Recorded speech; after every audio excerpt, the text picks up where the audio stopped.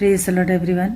मैं आज एक बहुत ही महत्वपूर्ण बात को आपके सामने रखना चाहती हूँ। बीते कुछ दिनों से क्या काफ़ी टाइम से ये चीज़ें देखने में आ रही हैं कि कलीसियाओं के अंदर एक अलग ही प्रकार का आत्मा काम कर रहा है जो झूठे सपने और दर्शन दिखाता है।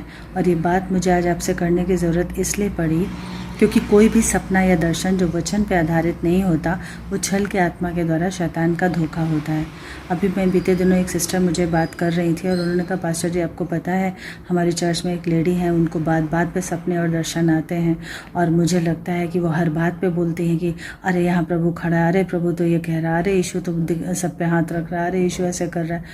तो मुझे ऐसा लगता है कि मैं इतने दिनों से यीशु में क्या बेकार ही चल रही हूँ क्या? मुझे क्यों नहीं यीशु इतने सपने और दर्शन दिखाता? मुझे जब दिखते हैं तो कभी कभी दिखते हैं, पर उनको तो हर बात बात पे सपने और दर्शन आते हैं और मैं इस बात से बड़ी उदास और दुखी हो जाती हूँ। तो मैंने उनको कहा कि सिस्टर जी आपको उदास और दुखी होने की ज़रूरत नहीं है, आप भी अपने लिए प्रार्थना कीजिए। और दूसरा काम आप ये कर सकते हैं कि आप उन सिस्टर से पूछिए कि भाई आप कैसे अपने प्रार्थना में समय बिताती हैं, कैसे आप परमेश्वर के नज़दीकी में इतना रह लेती हैं, कैसे आप बाइबल रीडिंग करती हैं, तो उनसे सीखिए। तो जब मैंने ये कहा तो वो बहन ने कहा, अरे पास्टर जी आपको पता नहीं है, उनको तो पढ़ना भी नहीं आता, वो तो बाइबल भी नहीं पढ़ना जानती। और मुझे इतनी हंसी आई। मैंने कहा बस अब किसी पास्टर, किसी बिशप या किसी प्रॉफिट या किसी अपोस्टल से आपको पूछने की ज़रूरत ही नहीं है।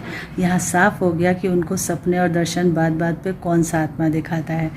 क्योंकि मैंने कहा मेरे दिनाकरन अंकल को भी इतने सपने नहीं आते होंगे, दर्शन नहीं आते होंगे, बेनीहीन कैथरीन कुलमन को भी इतने बात बात पे नहीं आते होंगे जितना कि आप उस बहन के विषय बता रही कि उनको आ जाते हैं। तो वो छल का आत्मा है, क्योंकि जो सपने या दर्शन वचन पे आधारित नहीं है और जो बाइबल पढ़ना ही नहीं जानता, वचन पढ़ना ही नहीं जानता है, सुनी सुनाई बातें लेके उनमें से एक आध वचन उठा के कोट कर रहा है, तो आप समझ सकते हैं कि वो दर्शन या सपना कहाँ से आ रहा है, किस धोखे के आत्मा से आ रहा है।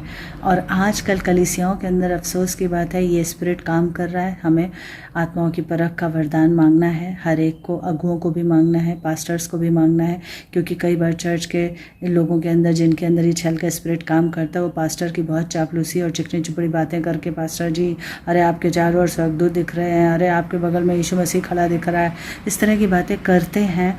और वो जो पास्टर हैं वो भी बहकावे में आ जाते हैं, क्योंकि उनके पास परख का आत्मा नहीं है।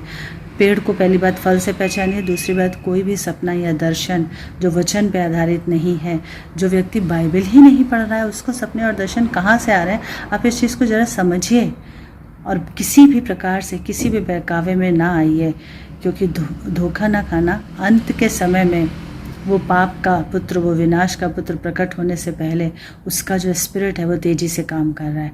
इसलिए सतर्क रहिए और यीशु में बने रहिए। आमीन।